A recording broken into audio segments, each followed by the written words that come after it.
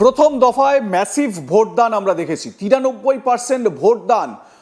এ যাবৎকালে আমরা কিন্তু এই রকম ভোটদান দেখতে পাইনি, এবং এই জায়গা থেকে দাঁড়িয়ে দ্বিতীয় দফাতেও আরও যাতে বেশি ভোটদান করানো যায়, দ্বিতীয় দফার যে 142টি আসনে ভোট গ্রহণ হতে চলেছে 29 তারিখ, তার জন্য ইলেকশন কমিশন আরও কঠোর হচ্ছে, আরও কড়াসড়া মানে বলা যেতে পারে নিরাপত্তা ব্যবস্থা নেওয়ার চেষ্টা করা হচ্ছে, এবং সার্বিকভাবে যেই স্তরে যেই ব্যবস্থা নেওয়ার দরকার ইলেকশন কমিশন সেই রকম ব্যবস্থা নেওয়ার চেষ্টা করছে। দেখুন, রাজনৈতিক দলগুলোর তরফ থেকে অভিযোগ পাল্টা অভিযোগ তো থাকবেই, কিন্তু ইলেকশন কমিশনের যে ভূমিকা আমরা দেখতে পেলাম অন্তত প্রথম ফেজে, তার তারিফ কিন্তু করতেই হয়। হিংসার ঘটনা ঘটেনি এবং কোথাও কোনো অশান্তির খবর পাওয়া যায়নি। শান্তিপূর্ণভাবে, আক্ষরিক অর্থে শান্তিপূর্ণভাবে ভোট গ্রহণ হয়েছে 2026-এর বিধানসভা নির্বাচনের প্রথম পর্বে।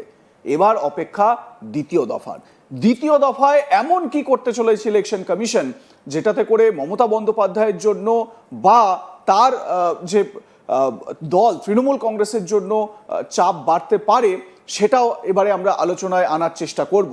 আপনারা দেখতে পাচ্ছেন স্ক্রিনে যে টাইটেলটা আমরা দিয়েছি, সেই টাইটেল দেওয়ার পেছনে কারণ রয়েছে, কারণ এই তথ্য আমাদের সামনে এসেছে। 16,000 এরকম কেন্দ্রীয় সরকারের কর্মী যাদেরকে ভোটের কাজে ব্যবহার করা হচ্ছে, এবং এটা অভূতপূর্ব, এর আগে এরকম কোনোদিনও হয়নি। আমি আগে সেই নোটিশটা একটু দেখিয়ে দিই। আমাদের হাতে যে নোটিশটা এসেছে ইলেকশন কমিশনের, সেই নোটিশটা আপনাদেরকে দেখিয়ে দিই, তাহলে বুঝতে পারবেন। এই দেখুন, এআই দিয়ে আমরা বাংলায় এটাকে ট্রান্সলেট করেছি, এবং এখানে দেখুন লেখা রয়েছে আপনারা দেখতে পাচ্ছেন। প্রথম পর্যায় থেকে দ্বিতীয় পর্যায়ের জেলাগুলিতে ভোটকর্মী মোতায়েন, পশ্চিমবঙ্গ সাধারণ বিধানসভা নির্বাচন 2026, এবং এখানে পুরো ডিটেলসটা দেওয়া রয়েছে। নোটিশে কি বলা হয়েছে তার উল্লেখ রয়েছে। আপনার সদয় অবগতির জন্য জানানো যাচ্ছে যে পশ্চিমবঙ্গ সাধারণ বিধানসভা নির্বাচন 2026-এর দ্বিতীয় পর্বে 29 এপ্রিল 2026 তারিখে অনুষ্ঠিত হতে চলেছে। নজরে এসেছে যে বেশ কয়েকজন জেলা নির্বাচন কর্মকর্তা বিভিন্ন বিভাগে ভোটকর্মীর তীব্র ঘাটতির কথা জানিয়েছেন, মানে ভোটকর্মীর অভাব রয়েছে, এইটা জানানো হয়েছে। দ্বিতীয় পর্বের ভোট সুষ্ঠুভাবে পরিচালনার জন্য প্রথম পর্বে ভোটকর্মী হিসেবে দায়িত্ব পালনকারী কেন্দ্রীয় সরকারের বা কেন্দ্রীয় রাষ্ট্রায়ত্ত সংস্থার কর্মচারীদের দ্বিতীয় পর্বের জেলাগুলিতে পুনর্নিয়োগের জন্য একত্রিত করার সিদ্ধান্ত নেওয়া হয়েছে। ব্যাস, এটুকুই হচ্ছে গিয়ে আমাদের এই নোটিশের মূল বিষয়, যেটা আমরা নিয়ে আলোচনা করছি। তো এই জায়গা থেকে এই বিষয়টা আরও বিস্তারিত আলোচনার চেষ্টা করব। আমি এই মুহূর্তে সরাসরি চলে যাব, আমার সঙ্গে অনলাইনে যোগ দিয়েছেন বিএলও ঐক্যমঞ্চের সাধারণ সম্পাদক স্বপন মণ্ডল। স্বপনবাবু, আপনাকে স্বাগত আজ তাক বাংলায়। স্বপনবাবু, এই যে 16,000 কেন্দ্রীয় সরকারের কর্মীকে নিয়োগ করা হচ্ছে বাংলার ভোটের জন্য, আমি অন্তত এ যাবৎকালে বা সাম্প্রতিক অতীতে বা যতগুলো ভোট আমি দেখেছি, আমার জ্ঞানত আমি কিন্তু এরকম দেখিনি যে কেন্দ্রীয় সরকারের কর্মচারী এনে ভোট করানো হচ্ছে। আপনি এই বিষয়টা আরও ভালো বলতে পারবেন যে এরকম কি আগে হয়েছে, আর যদি হয়ে থাকে কোন পরিপ্রেক্ষিতে হয়েছে, আর এবারে যদি প্রথমবার হয়ে থাকে তাহলে এটা কেন হচ্ছে?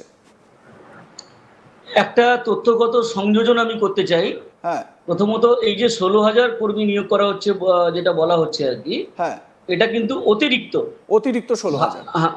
অতিরিক্ত 16,000। কারণ আমরা বলি যে ইতিমধ্যেই যে প্রিজাইডিং অফিসার বা পোলিং অফিসারদের ট্রেনিং হয়ে গেছে বা তাদেরকে রিকুইজিশন নেওয়া হয়ে গেছে, পার্টি ফরমেশন হয়ে গেছে, সেখানেও কিন্তু ব্যাপক পরিমাণে কেন্দ্রীয় সরকারের কর্মচারী আছেন বা অফিসার আছেন। মাইক্রো অবজারভার তো আছেই প্রচুর পরিমাণে কেন্দ্রীয় সরকারের। ভোট কর্মী সরাসরি যারা বুথে গিয়ে ভোট করাবেন, তাদেরও কিন্তু একটা সংখ্যা প্রচুর পরিমাণে ইতিমধ্যেই নিয়ে নেওয়া হয়েছে। এটা হচ্ছে অতিরিক্ত, মানে যে জেলাগুলোতে ইতিমধ্যে ভোট হয়ে গেছে সেখান থেকে কেন্দ্রীয় সরকারি কর্মচারীদের নিয়ে এসে করা হচ্ছে। মানে মুখে বলা হচ্ছে যে কর্মীর সংকট বা ভোট কর্মীদের অভাব আছে, কিছুটা অভাব আছে আমরা জানি, কিন্তু আমাদের অভিজ্ঞতা এটাও আছে যে রাজ্য সরকারের অফিসগুলোতে বা শিক্ষক শিক্ষিকা যারা আছেন তাদের অনেককেই কিন্তু ডিউটি দেওয়া হয়নি, মানে একেবারে ডিউটি ডাকা হয়নি, অথচ বাইরের জেলা থেকে কেন্দ্রীয় সরকারের কর্মচারী নেওয়া হচ্ছে। এর পেছনে তো নিশ্চয়ই একটা কারণ আছে, নির্বাচন কমিশনের একটা পরিকল্পনা তো আছেই।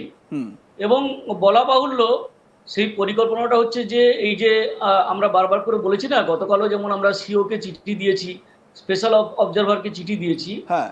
যে ডায়মন্ড হারবার মডেল, হুম। এই ডায়মন্ড হারবার মডেলটা সারা দক্ষিণবঙ্গ জুড়ে কাজ করে। হুম।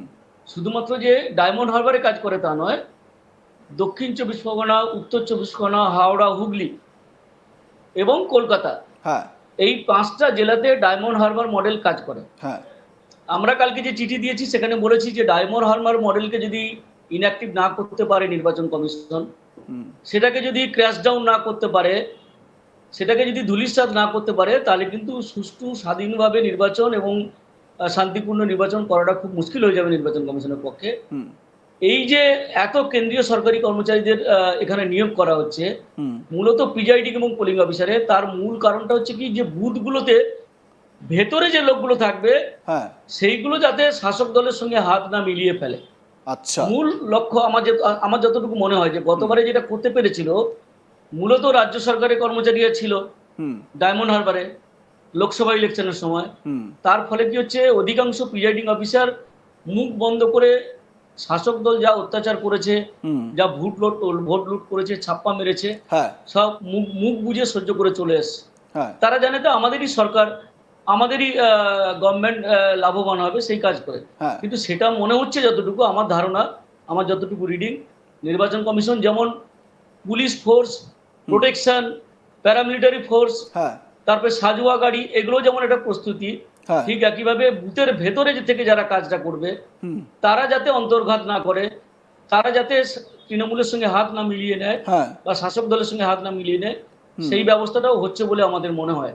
হুম। আমার মানে আপনার সঙ্গে আমি এই আজ তাক বাংলা স্টুডিওতেও শো করেছিলাম। আমার পরিষ্কার মনে আছে আপনি বলেছিলেন যে 80 থেকে 90 লক্ষ নাম হয়তো বাদ যেতে পারে এসআইআরে, এবং আমরা সেই রকমই একটা ফিগার কিন্তু পেলাম আক্ষরিক অর্থে। এবারে আমার প্রশ্ন হচ্ছে, সেই সময় আপনি একটা কথা বলেছিলেন যে এই যারা বিএলওরা কাজ করছে, সেই এসআইআর-এর মূল পর্বের একদম কাজ যখন শুরুটা হয়েছিল, মনে করে দেখুন, আপনি এটা বলেছিলেন যে এই বিএলওদের ওপর প্রভাব খাটানো হবে এবং শাসক দল তৃণমূল কংগ্রেসের তরফ থেকে এই প্রভাবটা খাটানো হবে। এর জেরে বিএলওরা কতটা তারা একেবারে নিউট্রালি কাজ করতে পারবেন সেই নিয়ে একটা প্রশ্ন থেকে যায়।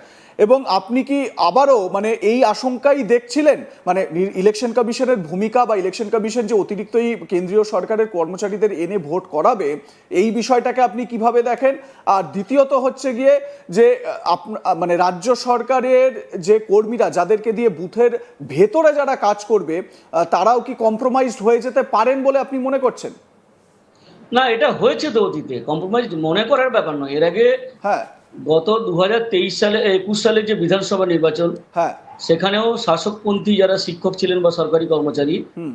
তারা কম্প্রোমাইজ হয়ে গিয়েছিলেন। হুম। এই যে 2023 সালে পঞ্চায়েত নির্বাচনে যে অবাধ ভোট লুট করতে পারলো, হুম।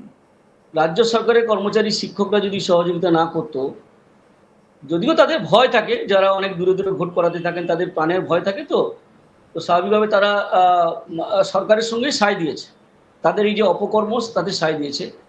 এই যে 2026 সালে বিধানসভা নির্বাচন হচ্ছে, এখানেও কিন্তু এই যে শাসক দলের অনুগত যারা বিএলও ছিলেন বা যারা ভোট কর্মী আছেন, তারাও কিন্তু শাসক দলকে ঘুরপথে সাহায্য করতে পারে, এই আশঙ্কাটা কিন্তু আছে। এটা আমরা বারবার করে বলেছি।